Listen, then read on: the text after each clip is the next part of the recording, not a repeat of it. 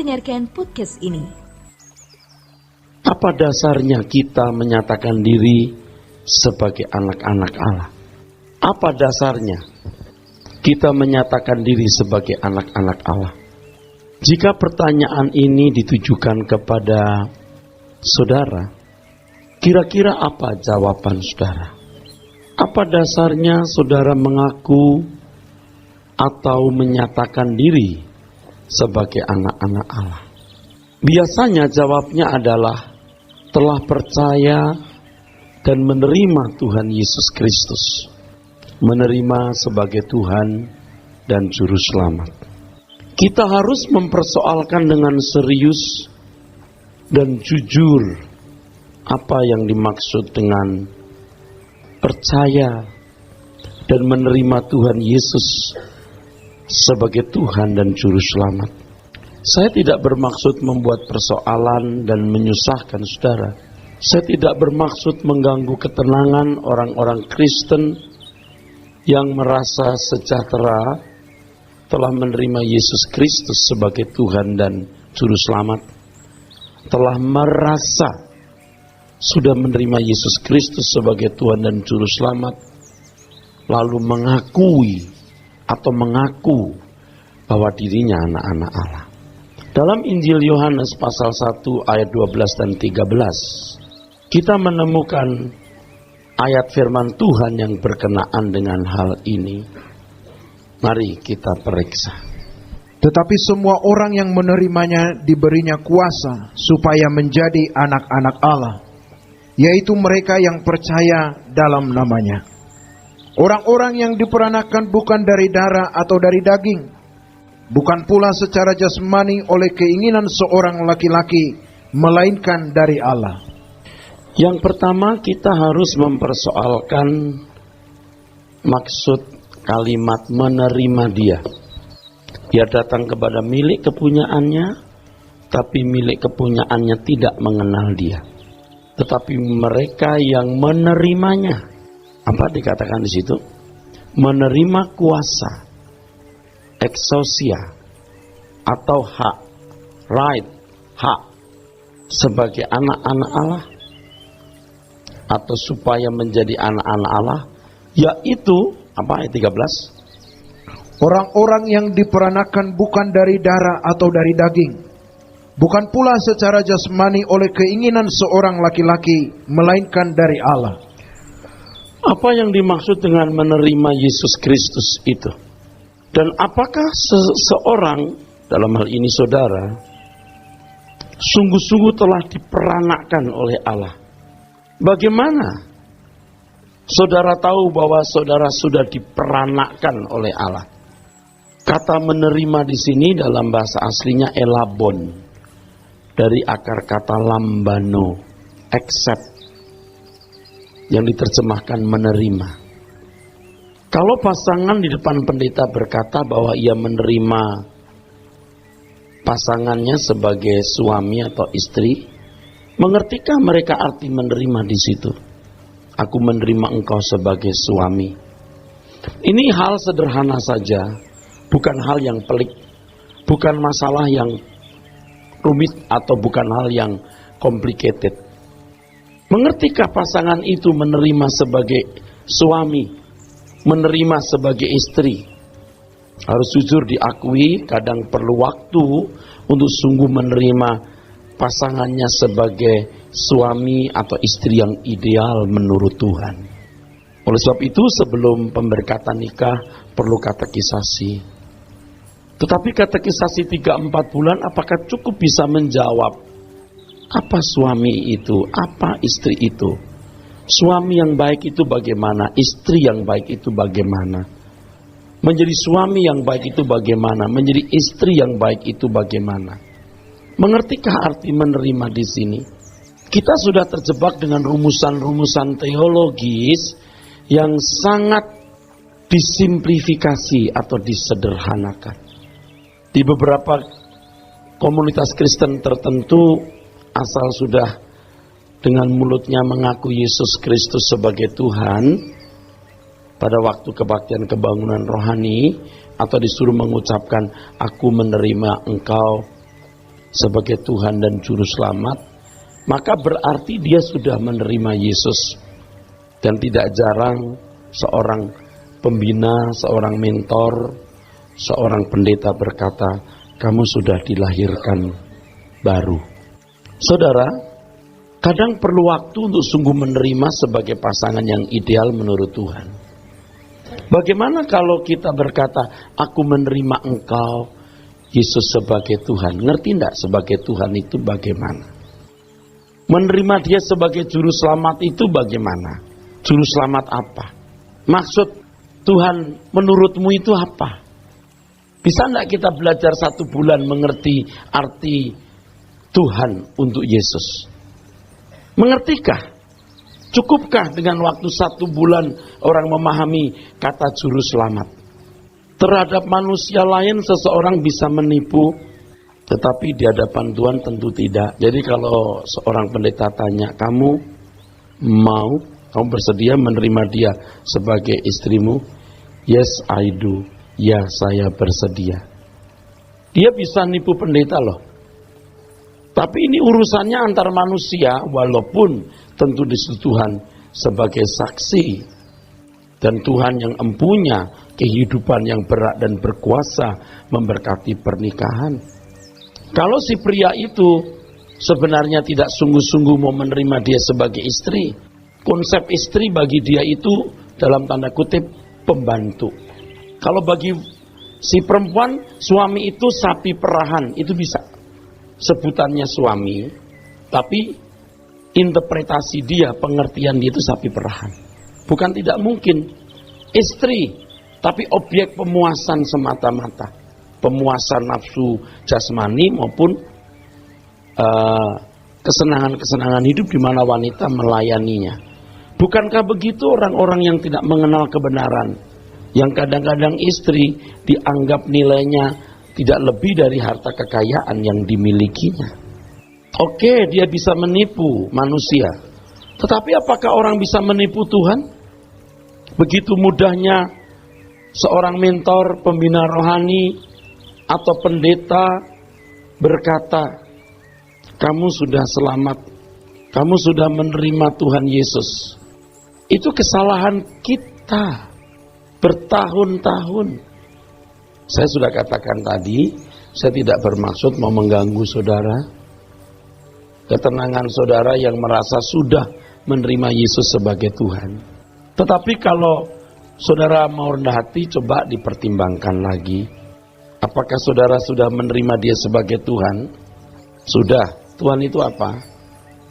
Bagi Yesus, Tuhan itu apa? Dia Tuhanmu. Oke. Yesus sebagai Tuhan itu gimana? Oh, lihat tetangga beragama lain bagaimana menyebut Tuhannya. Apa konsep itu yang kamu adopsi? Apa konsep itu yang kamu pahami? Nah, saudaraku, hal ini membuat kita mulai tercelik bahwa kekristenan itu tidak simpel, banyak misterinya. Tetapi juga bukan sesuatu yang tidak bisa dipahami sama sekali. Iman datang dari pendengaran, pendengaran dari firman Kristus, remato Kristus. Firman yang mana? Sudah dengar belum? Sudah mendengar belum firmannya Kristus? Sudah mendengar belum ajaran Tuhan Yesus? Belum. Sudah punya iman? Sudah, ngawur imanmu pasti. Kamu belum mendengar firmannya Kristus kok. Bu, terima Yesus sebagai Tuhan dan Juru Selamat ya? Iya, selamat Bu. Mudah sekali.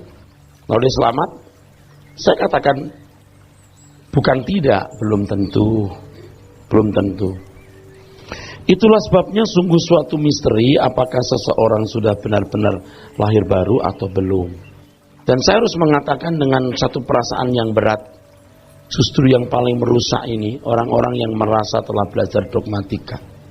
Saudara jangan berkata saya tidak belajar dogmatika. Maaf ya, kalau saya boleh membanggakan diri, tapi jelas tidak boleh. Kalau saya pinjam kalimat Paulus, kalau mau bangga secara lahiriah, aku tunjukkan ya, aku bisa berbangga dengan hal-hal lahiriah ini. Dia sebutkan semua keelokannya. Dan saya boleh meminjam itu pernyataan. Paling tidak supaya sebagian saudara boleh percaya apa yang saya katakan. Kalau tadi saya mengatakan justru yang merusak adalah orang-orang yang merasa telah belajar dogmatika. Kalau saya bicara bukan orang yang tidak belajar dogmatika, Anda boleh meragukan. Nilai saya cum laude dan summa cum laude. Jadi jangan ragukan. Saya belajar dogmatika dan saya tahu dogmatika. Saya baca dogmatika dan sampai hari ini hobi saya membaca. Tetapi apa yang saya susun ini bukan berdasarkan buku yang telah ditulis dari satu pergumulan yang pahit dan pedih. Sampai kepada konklusi ini, kita harus mengoreksi kembali apa yang selama ini kita yakini benar. Kalau saya katakan mengoreksi bukan berarti salah atau benar. Bisa salah, bisa benar. Tetapi untuk hal ini, kita harus jujur mengakui kita salah.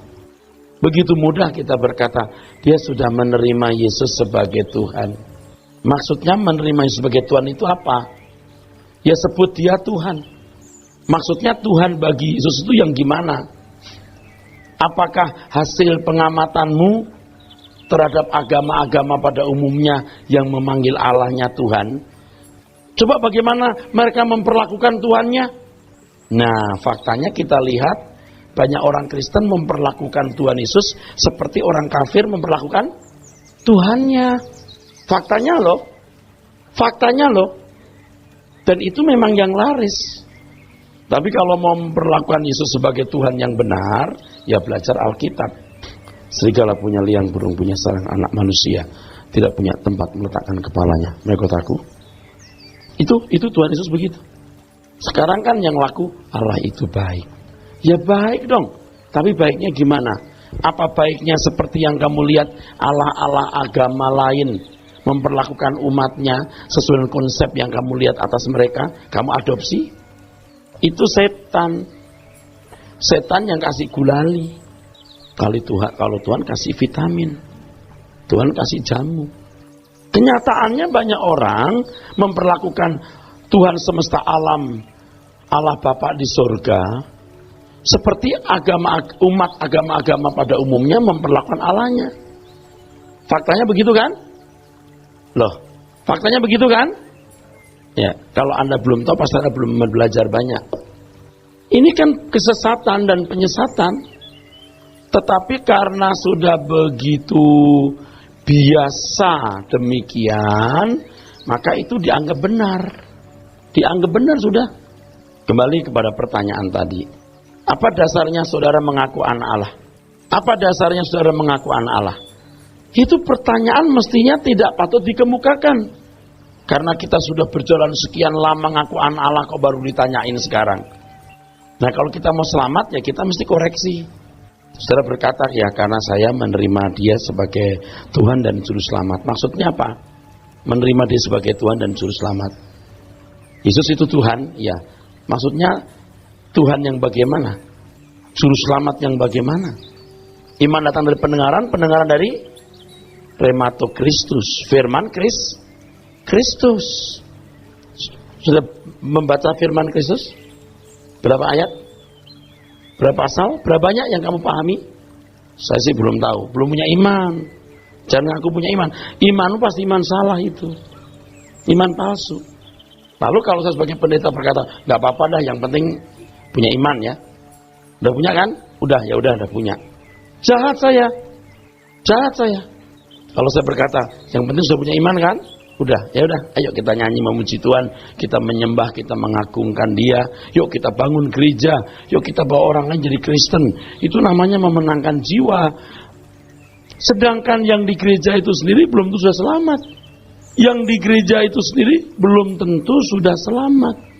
Kalau saya tanya lagi, saudara sudah selamat? Tuh, ini pertanyaan kan nggak patut diucapkan, Pak. Ya tapi kalau kita merendah hati, mau jujur, mau selamat, ya kita persoalkan. Ini kan masalah besar. Sudah ada gejala-gejala orang yang sudah selamat dalam dirimu? Tahu nggak keselamatan dalam Yesus Kristus? Kita akan dipermuliakan bersama dengan Dia. Manusia model saudara ini layak nggak dipermuliakan bersama Yesus? Pantas nggak duduk bersanding dengan Tuhan? Ya Bapak jangan ganggu kita punya ketenangan dong. Kita selama ini sudah tenang kok, jadi malah nggak tenang gara-gara dengar beginian. Yang mau Mendengar, ya dengar. Yang tidak mau mendengar, ya silahkan, tidak usah dengar. Saya tanya, kalau saudara mendengar begini, ruginya apa? Ya, ruginya apa? Saudara tahu nggak bahwa setan itu punya pengalaman miliaran tahun? Lebih cerdas dari orang yang ber-IQ paling tinggi di dunia ini. Yang bisa mengalahkan itu IQ-nya Roh Kudus, IQ-nya Tuhan. Setan itu cerdas sekali. Jangan saudara anggap lemah. Ingat, salah satu filosofi perang, tidak mengenal musuh atau menganggap remeh musuh, itu kelemahan fatal. Kelemahan fatal. Kesalahan fatal. Menganggap remeh musuh itu kesalahan fatal. Saudara tahu nggak bahwa Lucifer itu disegani oleh malaikat-malaikat? Mikael saja nggak berani debat. Bukan tidak mungkin Lucifer itu hampir mirip-mirip sejajar dengan Tuhan Yesus Kristus loh. Kalau tidak dahsyat itu, Mikael aja nggak berani maki-maki. Tahu nggak siapa yang bisa mengalahkan? Darah anak domba. Nggak ada yang lain. Nggak ada. Baca Alkitab nggak? Hanya darah anak domba. Hanya Tuhan Yesus yang bisa mengalahkan. Nah, saudara jangan tenang ya, jangan rasa tenang semu ya. Jangan rasa damai semu ya. Saudara binasa loh. Binasa.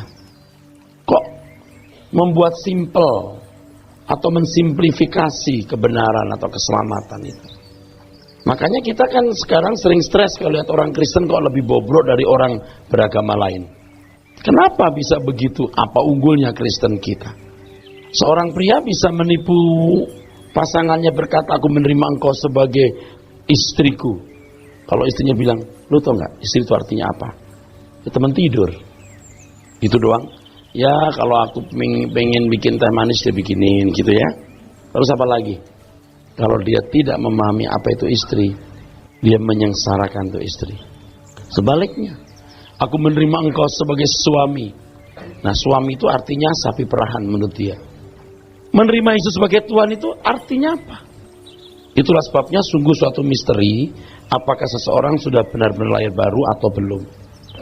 Dan saya tidak berkeberatan, saya berharap para teolog-teolog ini termasuk jemaat awam yang sudah biasa berteologi ya, Anda sedikit tergoncang dulu.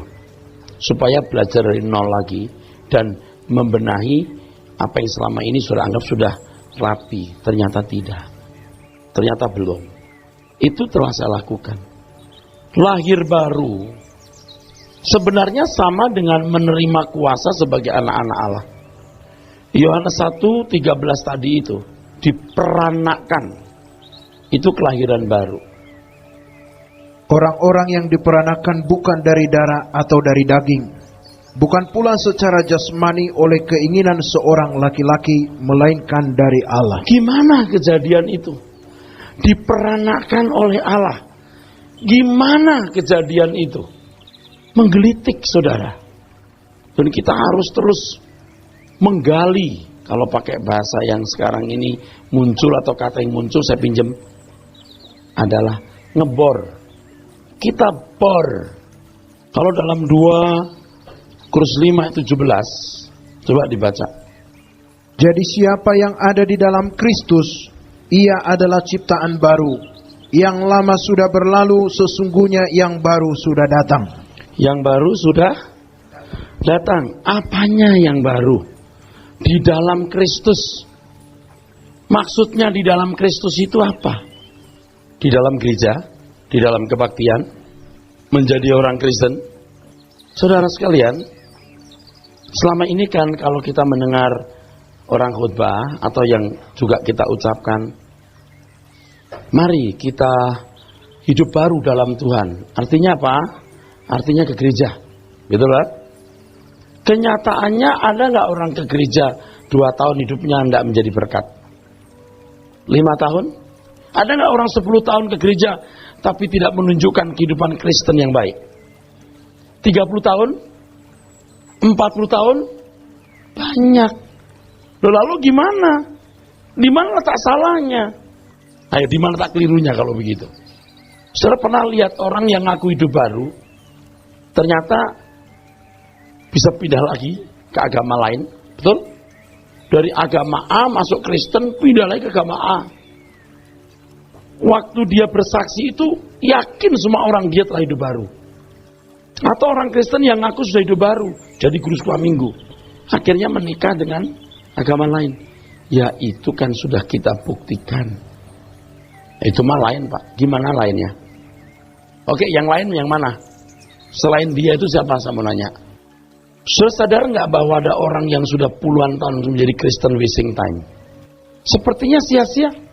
Kenapa bisa begitu? Sudah ciptaan baru. Kan kita harus koreksi. Nah hari ini saya belum menjawab tuntas, sebab kalau saudara bertanya, Pak, lalu menerima Yesus sebagai Tuhan itu bagaimana Pak? Jelaskan.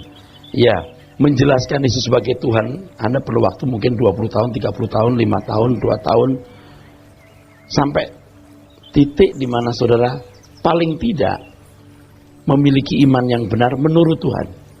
Jadi waktu kita berkata, Tuhan aku menerima Engkau sebagai Juru Selamat. Oh, aku tahu. Kamu sudah tahu. Aku rasa dan aku tahu, kata Tuhan Maha tahu, rasanya juga perasaan Tuhan pasti sempurna, akurat. Aku merasa dan aku tahu kamu menerima aku sebagai Tuhan. Ya, ku peranakan karena kau menerima. Kapan itu? Rasa saya sih, rasamu, rasa Tuhan. Pak, kalau Bapak ngomong gini, kita semua bisa meragukan keselamatan. Lebih baik Anda meragukan tapi Anda selamat. Orang yang meragukan lalu gelisah pasti mencari Tuhan. Dan Tuhan berjanji yang mencari dia pasti dapat jawaban. Tapi kalau sudah merasa puas tidak mencari Tuhan, binasa. Bukankah aku sudah mengajar demi namamu? Bukankah aku sudah mengusir setan demi namamu? Tuhan berkata, aku tidak kenal kamu. Celaka enggak? Celaka. Lebih baik kita meragukan keselamatan kita untuk selamat daripada meyakini padahal tidak selamat. Mosok bisa Pak keyakinan kita salah? Loh, kok enggak bisa? Ya sangat bisa. Ketika Tuhan berbicara tentang suatu hal di Injil Yohanes pasal 6, iman mereka tergoncang, lalu Tuhan berkata, imanmu tergoncang. Mestinya imanmu menjadi kuat atau benar dengan mendengar ucapanku. Berarti imanmu itu iman yang salah, yang berbenturan dengan kebenaran yang kuajarkan. Siapa yang ada dalam Kristus, ia adalah apa? Ciptaan baru. Maksudnya ciptaan baru itu apa? Oke. Ini semua memiliki paralel kesejajaran saudara. Ingat apa yang saya sampaikan kepada saudara? Bentuk-bentuk paralel. Hari apa itu? Ya, kita bisa melihat setiap ayat itu ada konteksnya, berita khasnya, berita khususnya, lalu paralelnya dengan perikop-perikop yang lain. Kalau kita tidak memahami itu pasti sesat itu. Setiap ayat itu ada pesan khususnya, makanya orang perlu belajar latar belakang Alkitab, sistematika teologi, perlu. Dan menurut apa yang saya pahami hari ini, untuk saudara tidak boleh ada batasnya. Maksudnya gini, orang berkata, Pak Pendeta, kalau doa jangan terlalu dalam-dalam, ini kan jemaat, beda dengan masa sekolah teologi ya. Saya marah kalau dengar begitu lagi. Ini semua mahasiswa sekolah teologi ya. Ini semua mahasiswa sekolah teologi ya. Kalau sekolah teologi juga kan bahasa Yunani, Ibrani Pak, kalau ini nggak ada. Nggak ada apa-apa. Biar pendetanya belajar bahasa Ibrani Yunani. Saya mau tanya, kamu belajar bahasa Yunani Ibrani, kamu bisa nilai berapa? Sekarang kalau saya tes, kamu bisa nggak membedakan present aktif indikatif atau present pasif indikatif? Nggak bisa, lu jangan ngomong. You pernah belajar tapi nggak tahu juga, nggak menguasai, percuma. Jemaat tidak menguasai, pendetanya menguasai, lebih baik. Saya mau bongkar rahasia tapi bukan menghina siapa-siapa ya. Tidak sedikit mahasiswa sekolah teologi yang belajar Ibrani tapi sebenarnya nggak tahu. Nilainya C, ya daripada F ya kasih C lah sama dosennya. Itu bukan hal yang luar biasa. Ayo saya mau tes, nggak banyak yang betul-betul ngerti. Sebab belajar untuk memenuhi kredit, belajar untuk tahu itu beda. Harus diakui yang belajar mau betul-betul tahu itu tidak banyak. Saya ngomong ini sebagai orang yang sudah bergaul dengan mereka. Jadi tahu. Yang pinter bahasa Yunani Ibrani sungguh-sungguh itu ada 100 orang, belum tentu 10. Percaya saudara. Nanti kalaupun dia bilang Yunani Ibrani, itu buka kamus.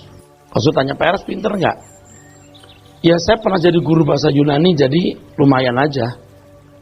Kalau nggak bilang pinter. Jadi saudaraku sekalian yang kekasih, saya tidak setuju kalau saya membatasi apa yang saya pahami untuk diketahui orang lain. Semua saya beritahu. Tapi kan semuanya belum tentu tahu. Oh iya, belum tentu tahu.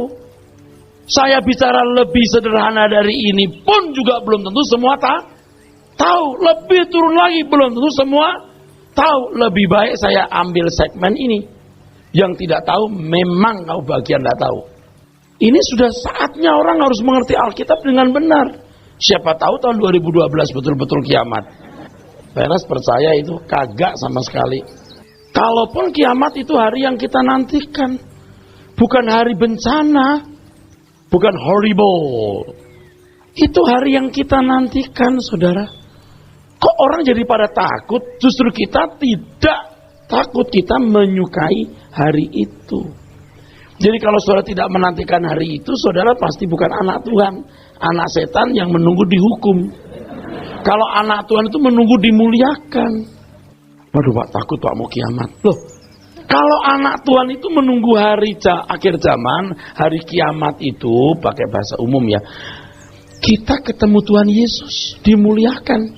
Yang takut itu anak setan, karena itu hari penghakiman penghukumannya. Jadi yang takut itu anak setan. Nah yang teriak saudara ya. Ya tapi jangan gitulah Pak, kita anak Tuhan tapi kita ada takut-takut sedikit. Oh ya, anak Tuhan yang belum dewasa. Tapi ingat ya, di akhir zaman orang gak boleh sedeng-sedeng. Kalau mau panas-panas, dingin-dingin. Itu penampian. Gak bisa kurang dewasa, tidak bisa. Kalau dewasa sekali, kalau anak-anak hilang sama sekali. Betul? Loh, betul nggak? Makanya saudara harus mengerti kebenaran secara penuh. Tahun depan anak-anak muda harus knowing the truth. Udah nggak nyanyi cingkrak-cingkrak. Harus mengerti kebenaran. Dewasa muda harus lebih pinter. Kalau perlu seminar wanita 2 kali sebulan. Supaya ibu-ibu pinter. Sampai begitu. Saya sih jadi capek. Jadi sekarang kita gali ya. Hidup baru tadi. Coba Roma 6 ayat 4. Saudara lihat kesejajarannya ya. Jangan kacau ya. Bingung. Ini kesejajarannya. Silakan. Dengan demikian kita telah dikuburkan bersama-sama dengan Dia oleh baptisan dalam kematian. Supaya sama seperti Kristus telah dibangkitkan dari antara orang mati oleh kemuliaan Bapa, demikian juga kita akan hidup dalam hidup yang baru. Dibangkitkan dalam hidup yang baru. Jangan diartikan yang ndak-ndak. Ini pasti satu momentum atau satu peristiwa dalam kehidupan seseorang yang mengalami hidup baru di dalam Tuhan. Dibuat simpel saja, kata orang. Dibaptis berarti hidup baru. Saudara ketemu nggak orang yang dibaptis hidupnya urakan? Banyak. Jadi gimana? Apa arti baptisan itu? Harus melihat. Kita kan melihat fakta. Kita melihat fakta, saudaraku sekalian. Kolose 2:12. Karena dengan Dia kamu dikuburkan dalam baptisan, dan di dalam Dia kamu turut dibangkitkan juga oleh kepercayaanmu kepada kerja kuasa Allah, yang telah membangkitkan Dia dari orang mati. Allah membangkitkan Tuhan Yesus, amin. Allah membangkitkan Tuhan Yesus, amin. Jadi Tuhan Yesus itu, mungkin Anda nggak suka, tapi saya kasih tahu, Tuhan Yesus tidak bisa bangkit sendiri. Tuhan Yesus tidak bisa bangkit sendiri. Allah yang membangkitkan. Nanti baca Alkitab, ayat-ayatnya menunjukkan itu. Tuhan Yesus tidak bisa bangkit sendiri, Bapa yang membangkitkan. Roh yang membangkitkan Tuhan Yesus membangkitkan kita. Betul? Pertanyaannya, apanya yang dibangkitkan? Ya pokoknya bangkit aja gitu Pak. Dari nggak ke gereja ke gereja. Pasti lebih dari itu. Ya kan? Pasti lebih dari itu.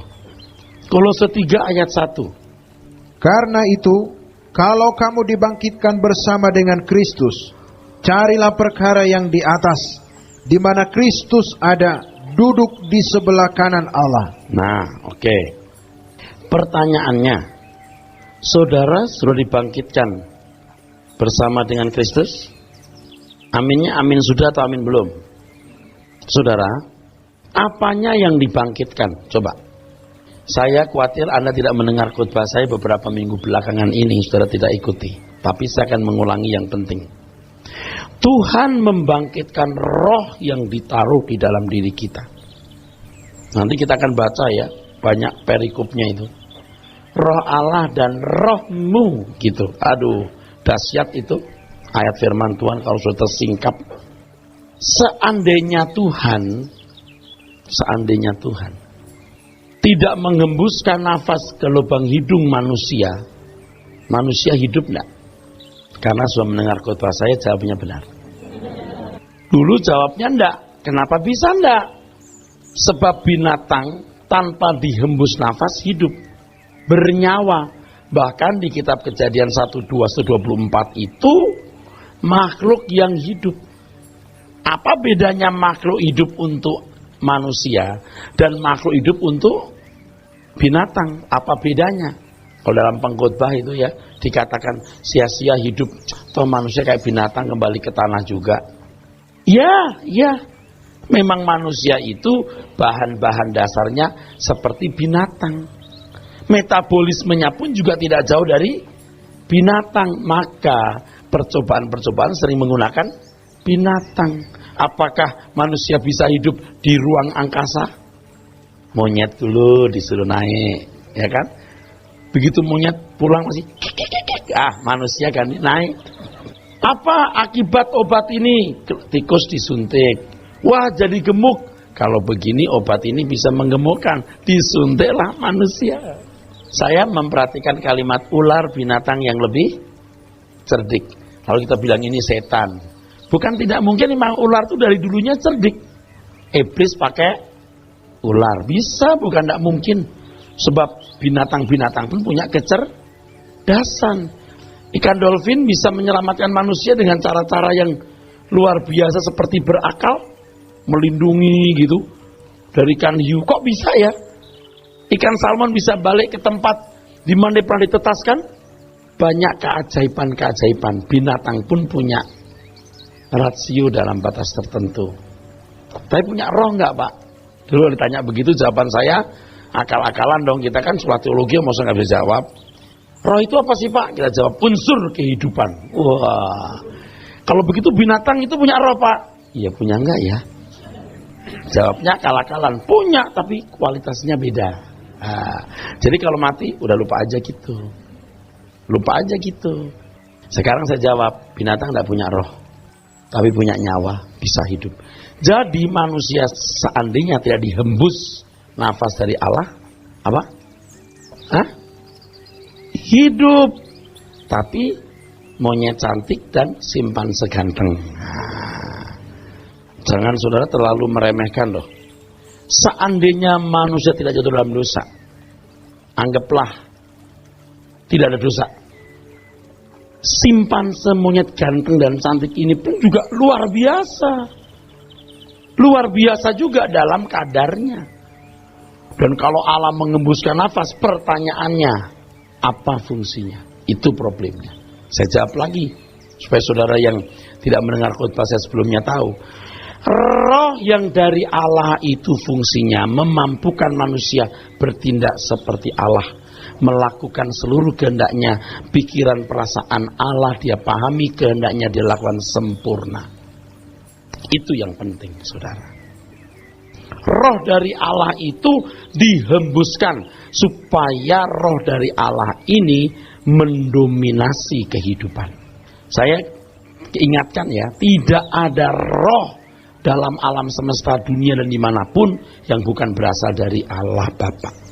Alkitab mengatakan apa? Dia adalah Bapa segala roh. Ibrani 12 ayat 9. Bapa segala roh.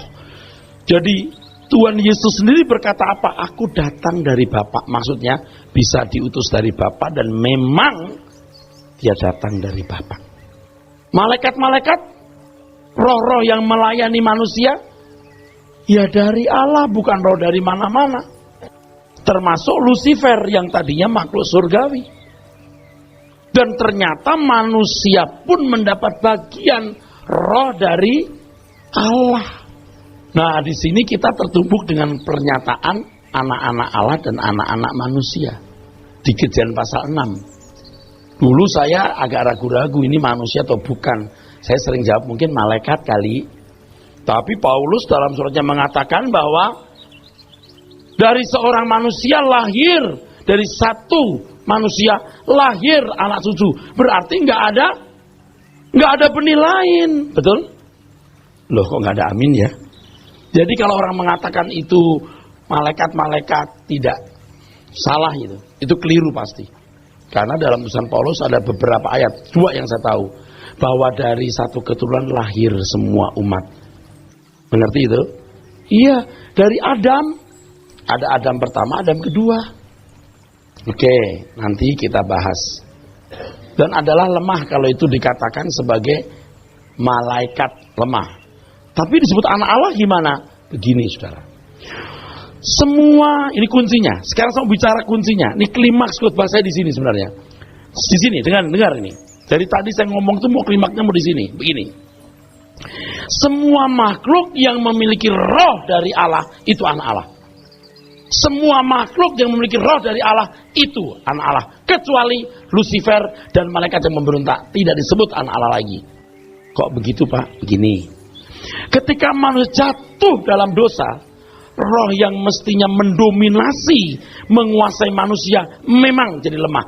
Kalau Efesus 2 ayat 1 dikatakan mati. Ya, mati. Mati. Nah, karena manusia juga terbuat dari apa? Tanah. Ini yang mendominasi.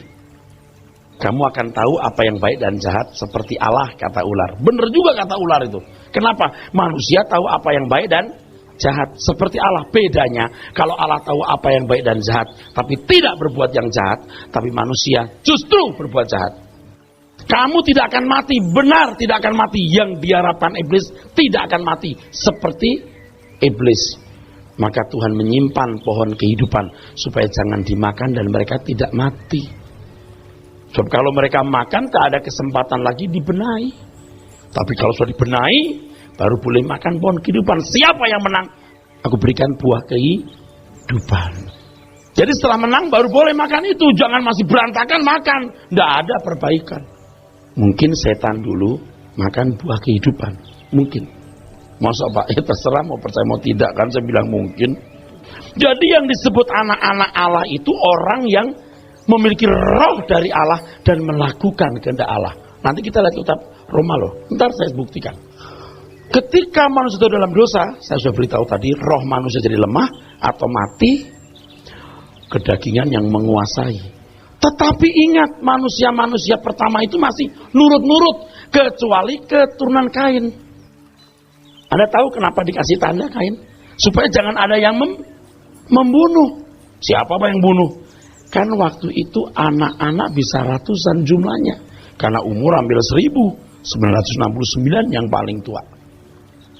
Percaya nggak yang bisa membunuh siapa? Pasti bukan klannya Kain. Kalau anak cucunya Kain, tahu ini nenek moyangnya. Ada tanda. Maksud Tuhan, biarlah orang benar tidak ikut membunuh seperti Kain. Hebat ya Tuhan ya. Kenapa diberi tanda? Jangan yang membunuh kamu. Maksudnya bukan untuk kebaikan Kain. Kebaikan anak cucu, set. Jangan membunuh seperti Kain membunuh. Karena kalau kamu membunuh, kau praktek dosa. Aku berduka cita. Jadi keturunan-keturunan awal itu masih baik. Kejadian pasal 6 itu awal brengseknya. Kenapa? Mereka mulai mengambil anak-anak manusia suka-suka sendiri. Campurlah benih itu. Maka Tuhan berkata, manusia itu daging. Terbukti kan? Daging. Sarkos. Maka roh Allah mulai undur. Betul? Oh, baca dulu supaya yang nggak tahu manggut-manggutnya itu seru. Nih manggutnya masih nggak seru karena bingung apa sih Kejadian 6. Saya ulangi ya, kenapa diberi tanda di kepala Kain? Jangan ada yang membunuh. Siapa yang membunuh? Ya, anak cucu Adam kan banyak, tetapi kemungkinan anak cucu Kain membunuh nenek bapak moyangnya tidak. Pasti dari pihak Set yang merasa dipecundangi, dijahati oleh Kain. Jangan membalas, jangan berbuat dosa. Itu bukan dari roh Allah, karena roh Allah itu kasih. Jadi bukan untuk Kain semata, untuk keturunan Set. Dulu kan kita pikir Tuhan masih menyayangi Kain. Nah, Tuhan tuh sayang semua orang, tapi lebih sayang anak-anaknya supaya jangan berbuat dosa. Baca dulu Kejadian pasal 6. Kalau nanti saya ulangi lagi supaya Anda ngelotok. Jangan saudara pikir saya tidak tahu, Anda sudah tahu. Saya ulangi terus sampai jadi milikmu. Baca Kejadian pasal 6 ayat 1. Ketika manusia itu mulai bertambah banyak jumlahnya di muka bumi, dan bagi mereka lahir anak-anak perempuan, maka anak-anak Allah melihat bahwa anak-anak perempuan manusia itu cantik-cantik. Lalu mereka mengambil istri dari antara perempuan-perempuan itu, siapa saja yang disukai mereka. Berfirmanlah Tuhan, Rohku tidak akan selama-lamanya tinggal di dalam manusia. Pada waktu itu roh Allah masih tinggal loh. Tinggal di dalam manusia yang punya roh dari dia. Ada roh dari Allah, ada roh Allah yang bersama-sama manusia. Harus diakui, itu begitu tuh maksudnya. Harus diakui itu maksudnya. Kalau Alkitab mengatakan tubuhmu bait Roh Kudus, apanya? Ketika roh dihidupkan, Allah berkenan masuk kembali, itu maksudnya. Hebat sekali Alkitab. Nggak nangkap saya mau ngomong apa ini? Teruskan dulu, saya kasih tahu nanti. Karena manusia itu adalah daging. Sarkos, udah. Jadi pikiran, perasaan, kehendak daging yang menguasai daging. Terus. Tetapi umurnya akan 120 saja. Kenapa begitu? Sejak Allah meninggalkan manusia, umur manusia jadi habis. Sebelumnya sampai 800, 600, 900, langsung tinggal 120. Terus karena habitat rusak tinggal 70. Oke, teruskan. Pada waktu itu orang-orang raksasa ada di bumi, dan juga pada waktu sesudahnya, ketika anak-anak Allah menghampiri anak-anak perempuan manusia, dan perempuan-perempuan itu melahirkan anak bagi mereka. Inilah orang-orang yang gagah perkasa di zaman purbakala. Di zaman purbakala, orang-orang kenamaan. Amin. Ketika dilihat Tuhan bahwa kejahatan manusia besar, kecenderungan hatinya selalu membuahkan kejahatan, menyesalah Tuhan. Tuh, itu klimaks kemarahan Tuhan. Anak-anak Allah itu keturunan Set yang selama itu masih dengar-dengaran. Begitu kawin campur, selesai. Timbul pertanyaan lagi. Siapakah anak-anak Allah di kitab Ayub pasal 1? Lah apa susahnya menjawab? Setiap makhluk yang punya roh dari Allah, yang dengar-dengaran, itu anak Allah. Jadi malaikat-malaikat pun juga anak-anak Allah. Kecuali iblis. Kan ketika anak-anak Allah berkumpul. Baca dulu kitab Ayub. Kitab Ayub. Ayub pasal 1. Ayat 6. Pada suatu hari datanglah anak-anak Allah menghadap Tuhan, dan di antara mereka datang jugalah iblis. Iya, dia nggak termasuk anak Allah. Satu ini memberontak. Lalu sebutan anak-anak Allah yang lain ada nggak? Nyaris tidak ada. Kalau ada, konteksnya pasti bukan dimaksud seperti anak Allah yang ada dalam penjelasan saya ini. Baru muncul di perjanjian baru, yang menerimanya diberi hak, eksosia itu kuasa atau hak, supaya menjadi anak-anak Allah. Sudah jadi anak-anak Allah belum? Nah, ini kuncinya, the most important. Roma 8. Nah, kita lihat ayat 14. Semua orang yang dipimpin Roh Allah adalah anak Allah. Ulangi. Semua orang yang dipimpin Roh Allah adalah anak Allah. Sekarang yang memimpin kita siapa? Karena begini, manusia yang jatuh dalam dosa, rohnya lemah, rohnya tidak berkuasa, dalam S2 S1 mati. Tetapi dibangkitkan ini tidak langsung sempurna, harus didewasakan atau disempurnakan. Ibrani 12 ayat 23 loh. Ada roh orang-orang benar yang disempurnakan. Bagaimana caranya? Firman. Manusia itu bukannya dari roti, tapi dari setiap firman. Bukan mental manusiawinya, tetapi roh yang dihidupkan itu. Jadi kalau orang Kristen yang belum lahir baru nyebut dia Allah, Bapak, nggak diakui loh. Aku tidak kenal kamu. Aku tidak kenal kamu. Sebab yang disebut anak Allah, yang dipimpin roh Allah. Orang bisa baik, bermoral, santun, tapi tidak lahir baru. Bukan anak Allah. Kalau jadi anak Allah itu tidak mungkin binasa. Di sini saya masuk ke teologi Calvin, sekali selamat tetap selamat. Kalau jadi anak Allah loh. Nggak mungkin Tuhan membinasakan anaknya, betul? Saudara sudah jadi anak Allah belum? Itu masalahnya. Jadi tidak gampang kita bilang sekali selamat tetap selamat. Yang gimana dulu? Hah?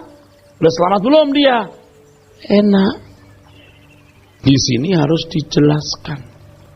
Yang didewasakan itu apa? Roh dari Allah yang diberikan kepada kita.